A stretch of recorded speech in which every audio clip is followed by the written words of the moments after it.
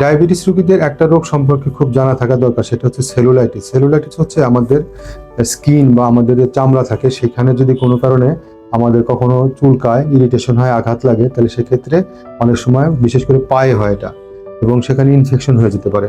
পায়ে বা লেগে যেটা আমরা বলি, ইনফেকশন হয়ে যেতে পারে, এবং এটা এতটাই মারাত্মক আকার ধারণ করতে পারে যে এটা সার্জারি পর্যন্ত লাগতে পারে, এবং চামড়ার নিচে ইনফেকশন হয়ে আস্তে আস্তে পুঁজ জমে পুরো পা ফুলে যেতে পারে। এবং সেটা যদি সঠিকভাবে চিকিৎসা না করা হয় তাহলে পুরো পা কেটে, লম্বা কেটে সেটাকে হাসপাতালে ভর্তি থেকে নিয়মিত ড্রেসিং করতে হয়, যেটা অত্যন্ত বেদনাদায়ক, অত্যন্ত ব্যয়বহুল এবং অত্যন্ত কষ্টসাধ্য একটা চিকিৎসার ব্যাপার হয়ে দাঁড়ায় একটা পরিবারের জন্য।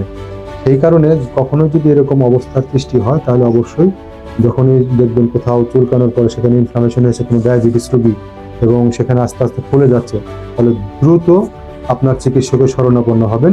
তিনি আপনাকে সঠিক চিকিৎসা দিলে আপনি এটা থেকে ওষুধের মাধ্যমেই এবং কিছু নিয়মকানুন মেনেই হয়তো আপনি এ থেকে মুক্তি লাভ করতে পারবেন। এ ব্যাপারে সবাই খুব সচেতন থাকবে।